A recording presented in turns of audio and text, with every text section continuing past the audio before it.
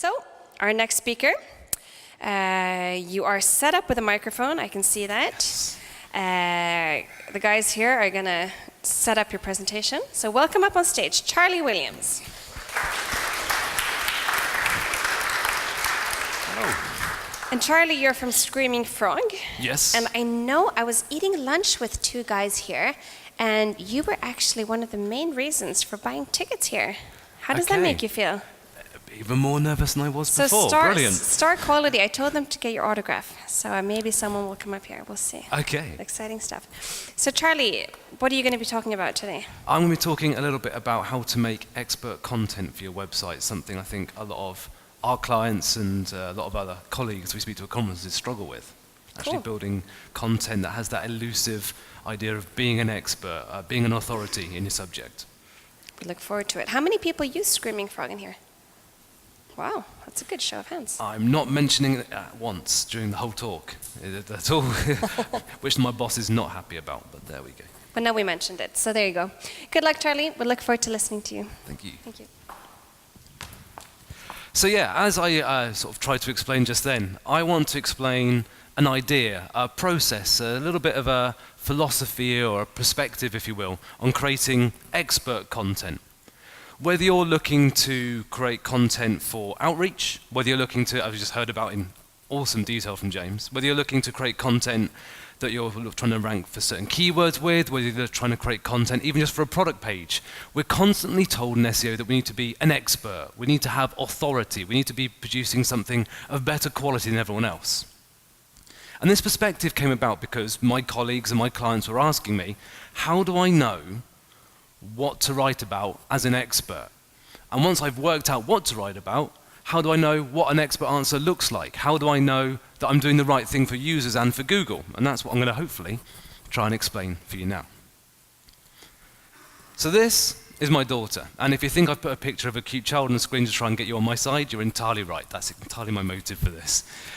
Her name is Ella, and she is nearly 4 years old, and like most kids her age, she is incredibly inquisitive. She asks me and her mum question after question after question after question.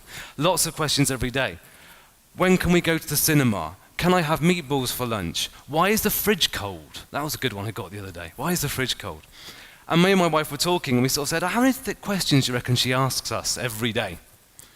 And my answer was, well, as many as she can think of until she realizes that Google's a better answer than we're ever going to be. And what I think this is actually really interesting for search, because we, in the modern day world we live in now, we get to ask questions like we're a child. We don't have to rely on asking our parents or things like that. We can ask any question we want to at any time, whether it's trying to find something useful for your next trip abroad, perhaps sometimes asking questions that you shouldn't indulge in quite so much with Google. Maybe there's a reason you don't ask your parents these ones. To just, sort of little things on how to do better in your job, on a day-to-day basis. But you get to ask lots and lots of questions. The term Googling, is now a verb. In our modern lexicon, we all know that to say to Google something means to look for something on a search engine. It's a recognized verb. And we don't have a problem with this. We all are completely happy with the idea that you just speak into a phone, you just type into a computer, and you can get an answer out of it. It's pretty interesting. We're totally used to the idea of being able to ask all the time. And the way we ask is changing. With the rise of mobile phones, we heard a little bit before from Nyheter about the awesome stuff you can do for mobile search. Well, mobile search is different. People sort of search differently on phone. We get like near here queries and things like that are appearing a lot more. And the rise of voice search. People search in entire sentences with voice. They don't do that when they're typing things in. We have new opportunities all the time to search in new and different ways and ask questions. There was a study done a couple of months ago by some guys, and it's on this website just here, howtofixatoilet.com with hyphens in, and they looked at data around the world of how many how-to questions get asked every day in different countries. And it was based around the ideas of doing things around the house, like how to fix a light, how to fix your fridge, things like that. But it had loads of other stuff like how to tie a tie, how to boil an egg, how to kiss a girl, and stuff like this. There was lots and lots of questions being asked, and it's rising. The number of searches being done is rising all the time. And Google kind of play on this as well. They kind of did a search advert for their search app for iOS and Android a couple of years ago, which was based on this idea of a question is the most powerful force in the world. And it was a typical Google mixture of emotion and a little bit of like fun and so on. And I think this is really important. At the heart of every search we do, there's a question. The question is that behind everything we search for. 10 years ago, Rand Fishkin of Moz identified 4 different search query intents: navigational, informational, commercial investigation, and transactional. I imagine many of you are quite familiar with this. It's really useful in search, but there's 4 different sort of motivations behind doing a search. And all of them actually have a question behind them. So if I'm trying to help my daughter out learning how to make meatballs, I type in Swedish meatballs recipe. That's an informational search, and there's a question there: how do I make Swedish meatballs? Maybe I want to do a shopping search like Nike Jordan 1s. And there's a question behind this of how much are Nike Jordan 1s? Where can I buy Nike Jordan 1s? Where's the best place to buy Nike Jordan 1s? And Google tries to answer all these with the various answers that come up. And even that annoying thing that my mum does, and I'm guessing other people do as well, where they just type in Facebook and can't be bothered to write .com. So they end up doing a search rather than actually just going direct to the website they know they want to go to. You're asking a question. You're asking, where is the website called Facebook? Or maybe even, what is Facebook? The point is, behind even the simplest of searches, there's a question behind it. And Google knows this. Google knows there's questions behind this. You think about the updates it's done to its algorithm. Everything from Hummingbird, the natural language processing it's starting to do, or actually I should say starting, it's done for a few years. Panda, the quality updates we're seeing a lot of this year. This is all about them understanding questions behind the search better and determining what a better answer is and serving them up. And in fact, serving them up in things like rich snippets, instant answers like with the sort of the currency conversion we had earlier on. It's a big thing in SEO right now, isn't it? Trying to get featured snippets. And we all know the way to do it is to actually write it in an answer format. You write a recipe, you write it out in a recipe where you mark it up with semantic markup like schema. You're trying to write an answer for it. We're already starting to think this way anyway. Sometimes Google's not quite so altruistic about it. It produces a really fantastic answer when you start looking for flights, then has a tiny, tiny little bit in the corner saying sponsored, but this stands out on the page and looks like the best answer on there. And it's not actually the first time this has happened. For those of you who've been doing SEO for a while, remember back at 2011, 2012, when Panda first hit, and the question sites like eHow and so on that produced the cheapest, worst, most generic answers to as many question sort of based searches as they could do, they got smashed. They got completely smashed by this because Google worked out they were terrible, terrible answers. So it's not new. This idea of questions and answers is not a new thing. But our perspective on it, I think, needs to be something a little bit different. Google's trying to work out intent all the time. This is really important. I can't stress this enough. Intent is key. I type in the word Oscar. I could mean a boy's name. I could mean a fish. I could mean a grouch. What Google thinks I mean is the Academy Awards, and it's right most of the time. And I did this last week when there was news about Oscar Pistorius. So in this one search result of me typing in one word, it's actually working out 3 different intents potentially there and giving me answers to the question behind all of them. Very simple, but it processes that term and gives me answers.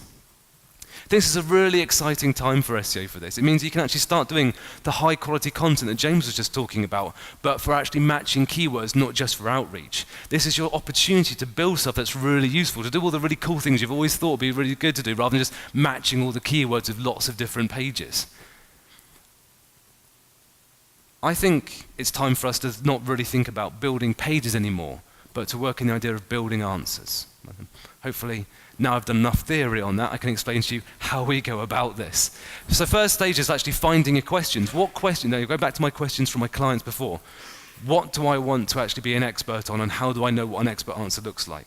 Well, first of all, how do we know what we want to be an expert on? We want to expand our keyword research, essentially. Keyword research is hugely powerful bits of market data. We have access to millions and millions and millions of data points in minutes, thanks to keyword research. It's fantastically powerful. And can we use it to answer, find out what questions we should be answering? You start by knowing your audience. Maybe if you do product page keyword research or category page keyword research, you can get away without knowing who your audience are. But if you want to answer questions, you have to know who's asking them, why they're answering them, so you know what kind of answer to give. You can't really do a good answer if you don't know who it's for. And there's some quick ways to do this for SEO. For years, I didn't like personas. They weren't data-based, they're a bit fluffy, kind of like, other forms of marketing. Didn't really like personas. I've actually started finding them really useful, especially as people are starting to base them more on data now. If you work in an agency or in-house, there's probably a chance you can get access to different personas from other marketing departments. It's really good to get hold of these things if you can and start adapting them online. What you're looking to build is user journeys. You're trying to work out for your major products and categories what somebody's trying to do, what they're looking to achieve. So as somebody, I want to do something using your product or service, hopefully, so that I hit my goal. This goal is the intent that we talked about before, like Oscar, my intent was that I actually want to know about the Academy Awards. So a goal might be, for example, I might type in formal dresses. The actual intent behind that is, I want to have a fantastic dress for my best friend's wedding in 2 weeks' time. That goal is the kind of actual question you're trying to answer. So build journeys for your major products. And if you want to know what some of those journeys are, ask the people in-house if you can. It's another untapped resource in SEO. If you've got a customer services team, and they can tell you what's wrong with your clients in terms of the issues they're facing, what problems they're having. If you want to know what their actual problems are with your content on your website, ask the customer service team. If you're lucky enough to have access to people who work on the shop floor, they're going to tell you the customer goals people have. They'll be able to tell you what people are actually looking to do with your product or service. And if you've got a sales team, especially in the B2B space, you'll find the common problems, the questions people ask when comparing your product or solution to somebody else's. What kind of barriers do you have to overcome? They'll be able to tell you stuff. For the price of a couple of cups of coffee, you can get lots and lots of information and lots of intents for your audience. And if you can't do this or you want to add to it, survey your audience. Maybe you can get your email subscribers and ask them to do a survey if you incentivize it with something. Maybe you can do a simple survey on your site. Or you can just pay not much money, it works out like sort of a couple of £100 to £500 to do a simple survey of people and get some ideas of what your audience is struggling with. Maybe you can crowdsource ideas. Maybe you could do some user testing, as mentioned before. User testing is a fantastic way, eye-opening way of doing this.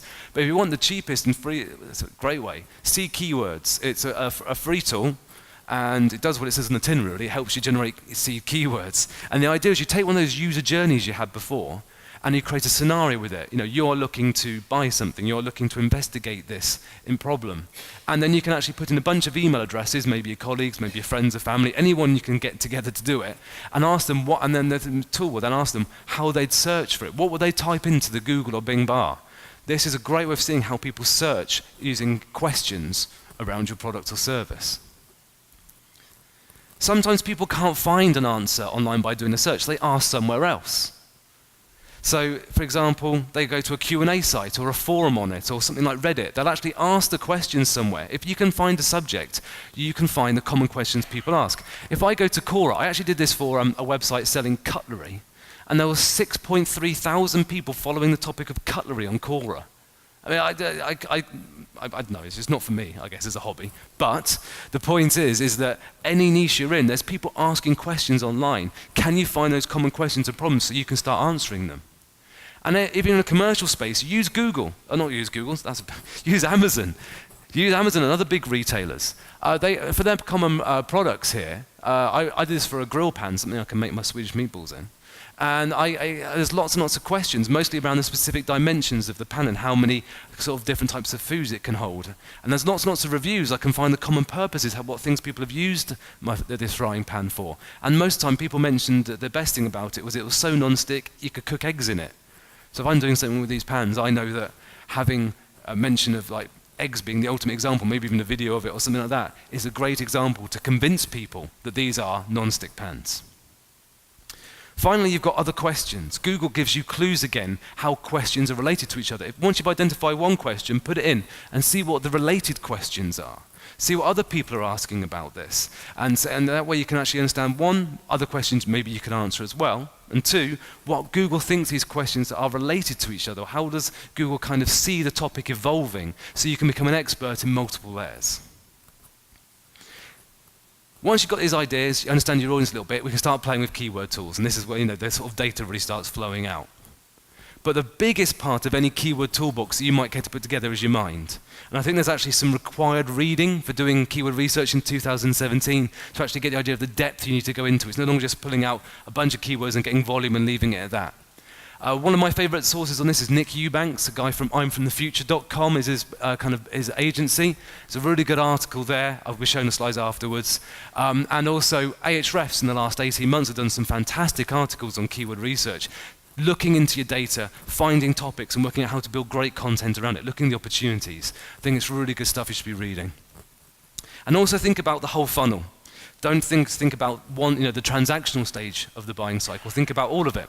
Those 4 different commercial sort of search intents, the informational navigation and so on, that we had earlier, they fit really neatly in with the AIDA classic marketing buying cycle process. You can sort of see when, think about how people ask different questions at different stages and how you can answer them.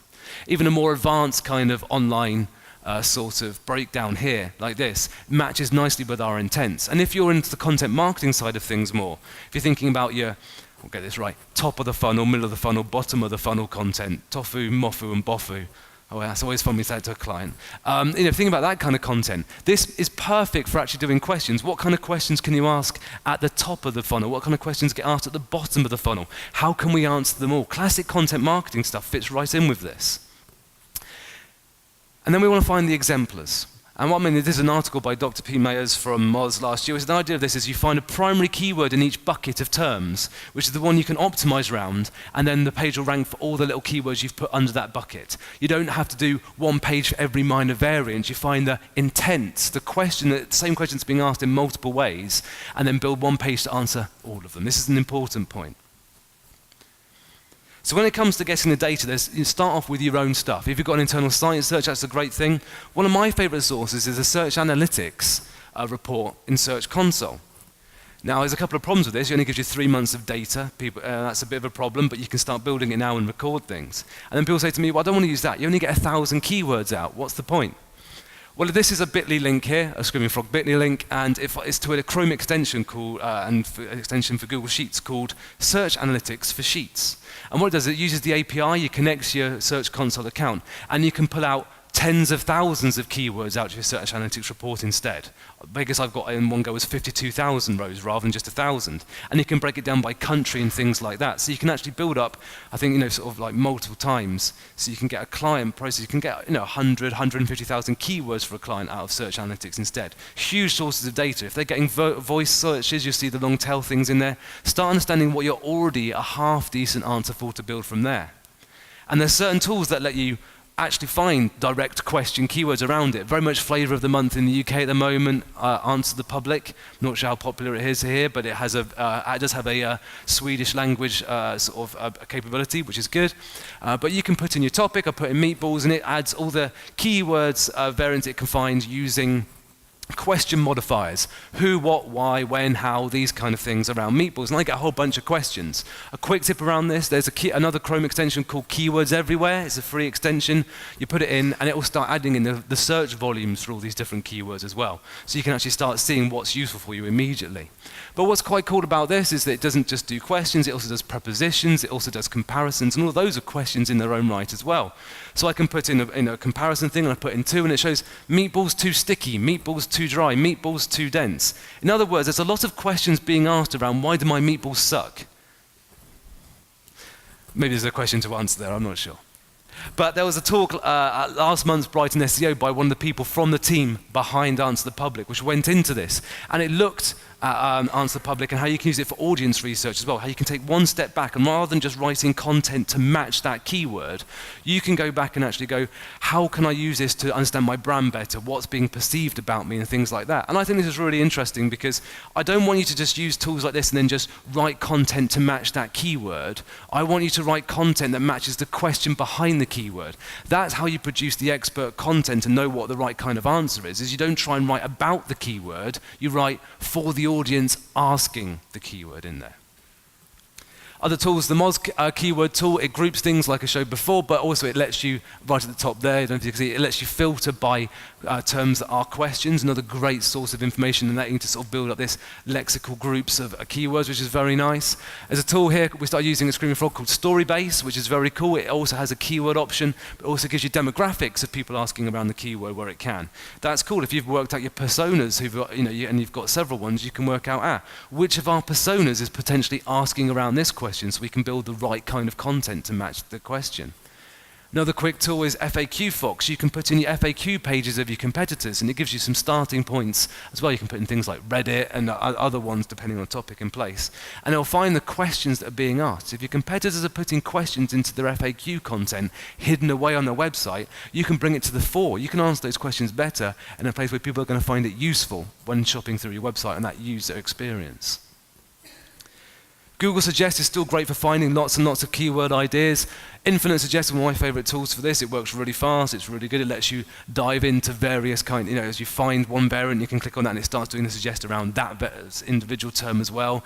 Really quickly build things up. And there's also keywordtool.io, which is quite cool. It also lets you scrape things like YouTube, but also Amazon and eBay. You want to find the commercial questions being asked or the commercial queries, use that as a way of finding new keywords. Also experiment with using wildcards. I don't see many people using wildcards in these tools. You can do that. So if I put in best wildcard Malmo, I get all kinds of things here like best coffee, best breakfast, best meatballs in Malmo, stuff like that. It just automatically went to food, but it was like, it gave me an idea. If I'm writing for Expedia, for example, about going to Malmo, I know people are interested in these kind of variants about this. What can I do? These are my subheadings for an article or a series of blog posts. Finally, LSI graph is really cool. There's lots of tools which do a good job of sort of bringing up the semantic variance of your keywords, and the keywords that mean the same thing but are different language, which normal keyword tools might not, just usually looking for phrase matches, might not bring up. As some of them are very complicated, LSI graph is nice and simple to use. The more detailed idea you put in, the better results you get out. And this is quite cool. I think this is quite fun because you can actually really start building a page that targets the language, the intent behind the question, rather than just trying to match a single keyword and phrase. So at this point, you should have lots of seed ideas, lots and lots of seed ideas, and it's time to really, as I put it here, let's get cooking. So whatever you use, whether you've got your visibility tools like SEMrush, Searchmetrics, Systrix, if you've got access to one of the big enterprise tools like Conductor or BrightEdge or LinkDex or Stat, you can start really generating lots and lots of keywords here. And I start the idea of grouping things into different buckets, which is quite cool. There's lots of other tools which are quite fun. Keyword.io, kind of like, I just put in Malmo and it gave me all this kind of things of fun things to do in Malmo. Hipster things to do in Malmo, things to do in Malmo in the sunshine, and a lot of family things to do in Malmo. It's just quite cool. As was mentioned earlier, we learned a lot last night about fun things to do in Malmo, and none of them came up in these kind of searches. So there's lots and lots of ideas. Toolfeast is another really good one. It's a free tool. I put in something niche like food in Sweden, and then it actually gives me 362 different variants to try out. How many of these are the same question being asked lots of times that I can group together? Finally, once you've found some good keywords, you start looking at what's doing well. Find the top pages, things that you go, that's a really good page, it's doing really successfully, and throw it into one of those keyword tools, such as SEMrush, or in this case, Ahrefs is really good for this as well. And what I can do here is I start reverse engineering what they're doing. I see what they're ranking for, and I start looking at it through the prism of how are they ranking for it? Are they mentioning it directly? Are these lots of different variants that have the same question or intent behind them that I can then match or do a better job of? One cool thing about Ahrefs as well that I want to mention is that it has another, if you start looking at keywords, it has another column further along the page, it's too big a screen to actually take a screenshot of. And it starts looking at what it calls parent keywords. It actually says what it thinks the exemplar keyword you should be talking about to rank for this term and lots of other ones at the same time. It's a really useful feature, and I think they've got like a 30-day free trial, so if you just want to do it once for your keyword research, it's still quite a nifty thing to try. I don't want to scare you with this, don't try and read this, obviously. But the idea that I'm trying to explain with this is that you're not doing keyword research in the old way where you'd have tens or even hundreds of keywords. You're looking at thousands of different variants. If you're looking at a big website, tens of thousands of keywords very easily. It's a lot of work. There's a lot of things to do, a lot of data to try and put in place.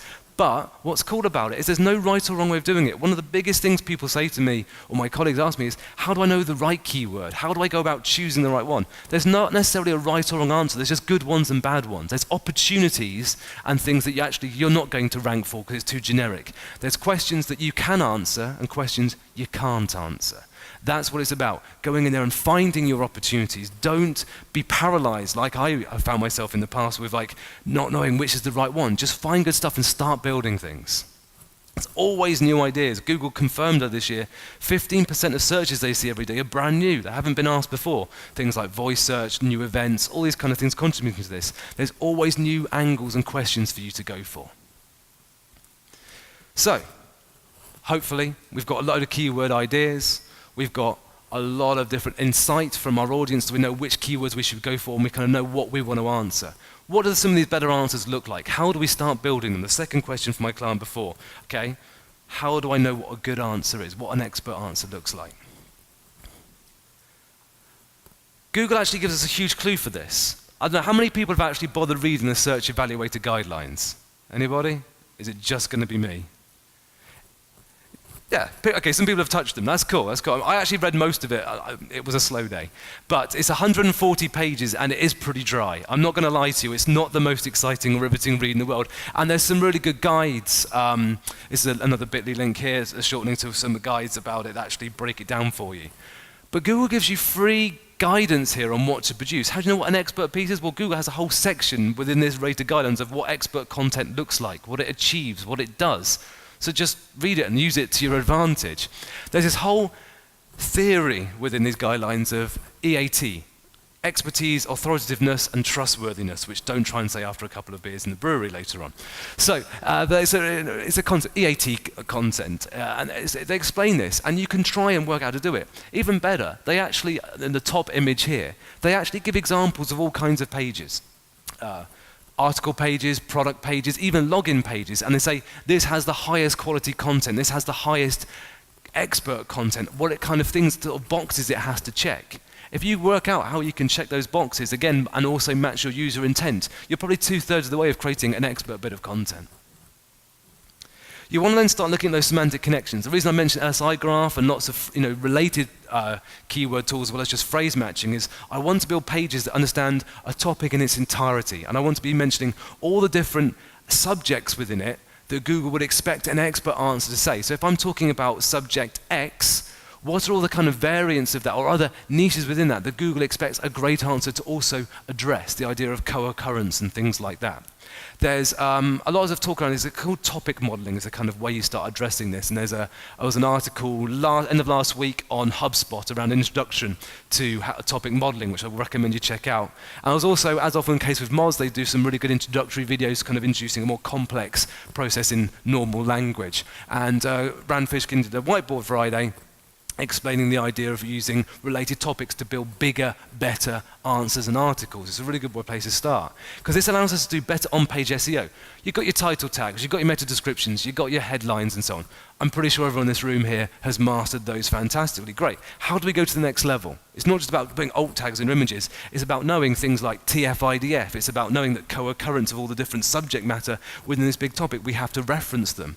This is how we do on-page SEO in 2017 if you want to create expert content that's actually going to win in a competitive niche. This is the level we have to go to.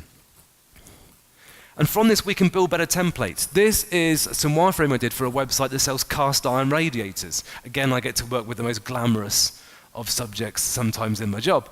But the point was that we actually took their really good existing template and we found there was lots of common questions about buying a radiator that we could actually answer for that particular model on every single product page. And when we did this, by sort of doing a new wireframe and showing how we can introduce these questions, we saw really good results actually in the rankings for them and the organic traffic, and even better, the conversion rate. Because it all comes down to the money. Traffic's great, money's much better. When it comes down to it, these pages converted better because we answered the common questions that people wanted to know there and then without making them go all around the website and so on. One of my favorite tactics for actually finding the common questions you need to use is to use Amazon against themselves.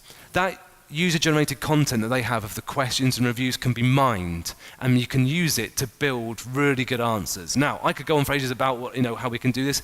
There was a really cool webinar by the guys at Copy Hackers. Hopefully, some of you heard of them, but it's a free webinar. You can just go and watch the video at this address here. Again, I'll share afterwards. But they actually explain how they built entire landing pages for a whole website, entire landing pages, just by using Amazon reviews on books on the subject matter. If you know what people talk about in terms of the questions, what questions they ask, if you know what they care about when it comes to the reviews, what kind of things they've achieved with that product or service, you can build an awesome landing page or product page or answer to the question in guide format or whatever you're looking to achieve. And speaking of user-generated content, can you add it? Can you use that to crowdsource and create a second level of expertise on your page? This is TripAdvisor, of course. They have ranked so well for all kinds of terms and questions. You know, what should I do in Malmo? Where should I go in Oxford? All these kind of questions. They rank well for it, based entirely on reviews and user-generated content. Can you crowdsource in your own way and doing this in a smaller facet yourself? And think about formats. Something interesting that James said, obviously in the previous talk, about using the right kind of sort of format to intrigue journalists. Well, think about it the same way for your answers. The same content format is not going to work for every kind of audience, for every kind of question you're looking to answer. You're going to want different things. Sometimes you're going to want an infographic. Sometimes you're going to want it to be step-by-step process, like a recipe. Sometimes you're going to want, something else, maybe an interactive piece. You're not looking to do the same answer every time in the same format. And think about video. Google did a study and they said that video increases the understanding of a product or service by 74%. If you think about it, video is your best opportunity to actually see a product or something in someone's hand. It's as close as you can get to walking into a store and actually seeing it for yourself. That's really interesting. Video is not always the right answer for everything, but in terms of if I want to explain an answer to a question, an increasing understanding of 74% is really powerful. This is an example here of ASOS, and they for every one of their products, one of their items of clothing, they have a video of somebody wearing it, which is really useful as an answer to the question of, will it suit me? And obviously, how it looks on a 6'3" model who's well built is how I imagine this same jacket will look on me as well, of course, so it's great. But the point is, it's really helpful in terms of improving my user experience. So how does it look? It's about having the right kind of answer for the job. This is Mr. Porter. It's another kind of clothing website, and what they've got is lots and lots of daily articles, kind of like those 15 articles a day that James talked about, but the idea is that they produce lots of stuff, and lots of them target keywords. So when I looked at this, within the last few days, they'd answer questions on how to think better, how to wear heritage fabrics, how to dress my age. They'd actually found these little pockets of keyword volume, as well as being great for social sharing, these pockets of keyword volume to create content that answered their users' questions. They identified their audience and they're answering their questions. Really simple and straightforward. But it's also good for product pages. This is AO.com, a white goods site in the UK. If I look at the pages for vacuum cleaners and look at the product specifications, they alter them based on the category. So if I look at the product specification for this Dyson vacuum cleaner here, the specifications start with things like, is it bagless? What tools does it come with? How long's the hose? How long's the cord? It gives me the answers to the questions I would ask if I was in the shop. Similarly, beneath the price, it has lots of sections on questions of buying with them. What's the delivery policy? What's the returns policy? Things like that. They're answering the common questions in the product page, not forcing me to go somewhere else. Finally, I've got B&Q here. B&Q sell a DIY store. And I was looking at paint. I don't know if there's actually a more boring example of a product I think of than looking at paint. But what they have lower down the page is a bunch of questions, and they ask them. And these are the questions if I walk into their stores and say, I'm looking to buy a tin of paint. The expert in the store is going to go, what room are you looking to paint? What surface is it? What kind of effect are you after? They ask those questions on this. They give little bits of expertise and then links to all kinds of guides from their product pages. This is a simple product page for paint, but being expert content because it's answering the common questions in there. Of course, we're talking SEO, so I have to get a little bit of code geekery in there. Do mark up your answers. When you have answers, you have a lot of opportunity then to semantically mark up your content with schema. Do this. Don't rely on machines like Google, Bing, Amazon, whoever to crawl your website and know what your answers you're saying are.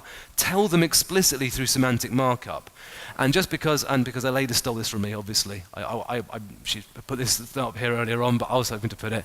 You've got to be fast. You've got to be fast on this stuff. A slow answer that nobody reads because the page takes too long to answer is no good at all. You can put all this effort in, and it's still not actually much use if nobody reads it because it takes too long to load. So to summarize, a load of points I kind of just vomited all out over there. What I want you to do to create expert content, my process, my perspective of this is to find the answers you can give to people. Know your audience, understand their goals, know what they're looking for. Then do keyword research, but go deep into it and understand the questions that are being asked and the motives behind them, the overt questions and the implied questions when people don't type it out in full. And finally, build your content not from the perspective of writing about the keyword, but answering the question the keyword actually means when a real human being is behind that keyword. To go back to that advert from Google earlier on I mentioned, it actually had on one of the questions it showed up was, how many questions does a child ask a day? And apparently the answer is 144. And I can tell you, I feel every single one of them. But they do ask them. And my question to you is, how many questions can you answer? How many things can you do? How many people can you help of your audience by creating better expert content? Google said a question can start you on an adventure. Well, I say a question can be the key to you building expert content that does you a great load of good for your search campaigns. Thank you very much.